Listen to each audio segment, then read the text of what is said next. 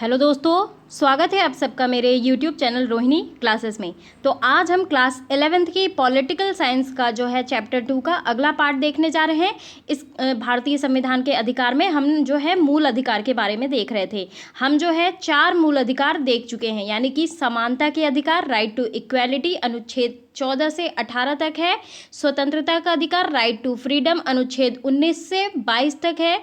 शोषण के विरुद्ध अधिकार यानी कि राइट टू अगेंस्ट एक्सप्लॉइटेशन जो है अनुच्छेद 23-24 में है। और धर्म की स्वतंत्रता का अधिकार यानी कि right to freedom of religion जो है अनुच्छेद 25 से 28 के बीच है।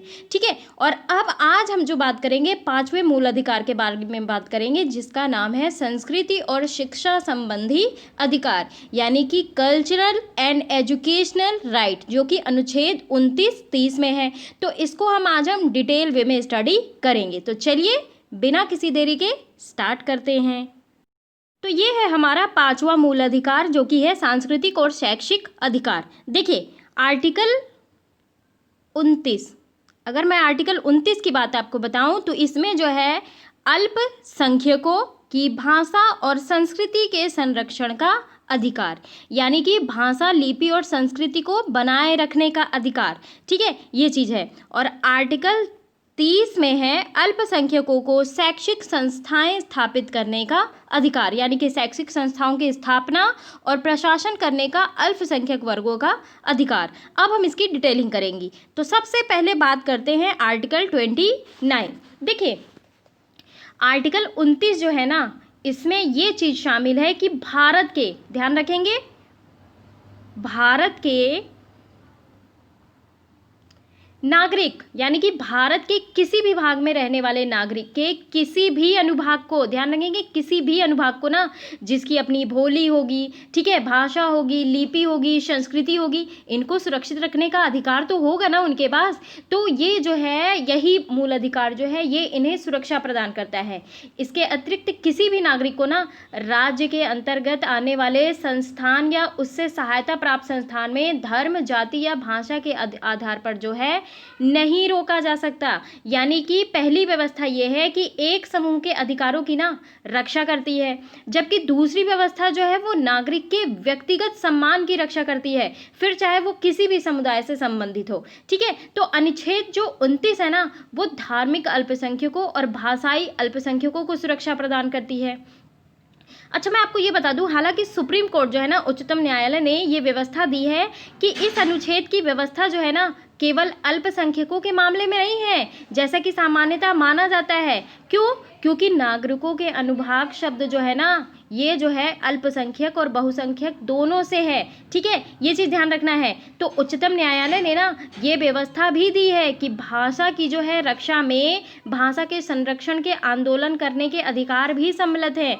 यानी कि नागरिकों के एक अनुभाग की भाषा के संरक्षण के लिए ना राजनीतिक भाषण या फिर वादे जो है जन प्रतिनिधि अधिनियम 1951 का उल्लंघन नहीं करते। ये चीज़ आपको ध्यान रखना है। एक चीज़ और ध्यान रखिएगा आप लोग आर्टिकल 29 के बारे में, कि ये जो आर्टिकल 29 है ना, आर्टिकल 29 का जो अधिकार है केवल भारतीय नागरिकों को ही प्राप्त है। ठीक है, ये चीज़ ध्यान रखिएगा।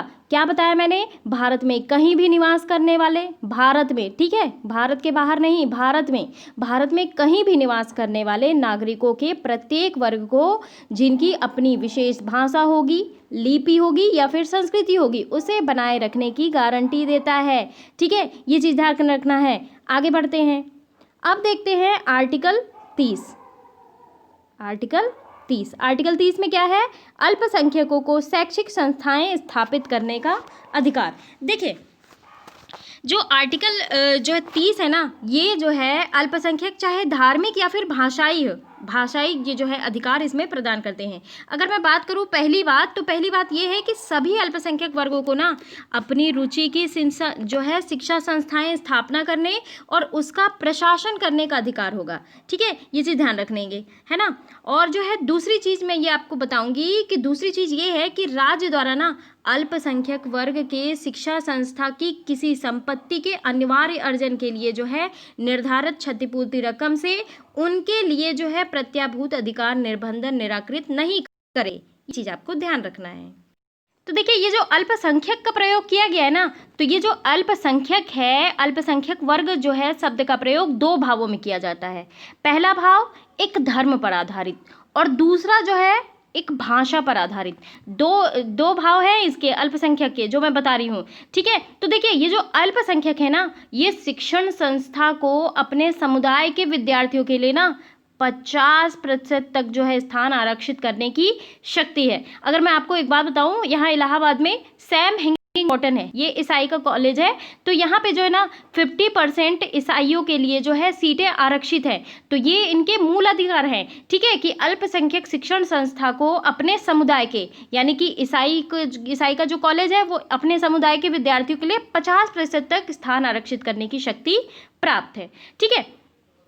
अगली बात मैं आपको ये बताऊंगी कि राष्ट्रहित, राष्ट्रीय सुरक्षा, सामाजिक कल्याण, लोक व्यवस्था, नैतिकता, स्वास्थ्य, स्वच्छता, कराधान, इन सब से संबंधित ना देश की साधारण विधियां जो है अल्पसंख्यक संस्थाओं को भी समान रूप से लागू होंगी। ऐसा नहीं है कि ये अल्पसंख्यक संस्थाएं हैं तो इनमें ये सारी चीज़ें लागू नहीं होंगी, ये इनमें भी लागू होंगी, ठीक है।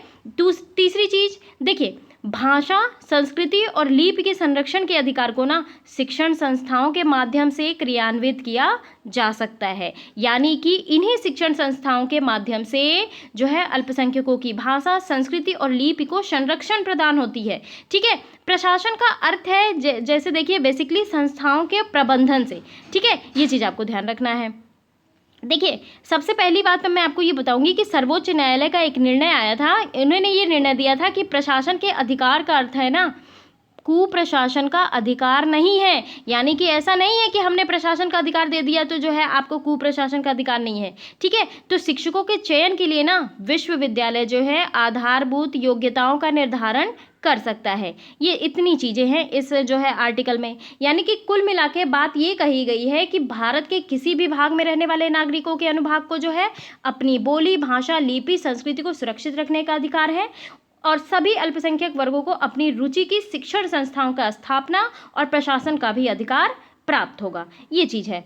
और अगला मूल अधिकार है संवैधानिक उपचारों का अधिकार, और इसका बनेगा एक सेपरेट वीडियो, क्योंकि इसमें ना 5 प्रकार की रिट है। जो सारे मूल अधिकार मैंने अभी बताए उनकी जो सुरक्षा करता है ना वो ये मूल अधिकार करता है, ठीक है। तो इसका मैं एक सेपरेट वीडियो बनाऊंगी, और आज का वीडियो थोड़ा सा छोटा है लेकिन मैंने जैसा कि बोला था कि मैं सारे मूल अधिकार का एक सेपरेट वीडियो बनाऊंगी, क्योंकि अगला जो मूल अधिकार है ना वो मूल अधिकार बहुत इंपॉर्टेंट है, ठीक है।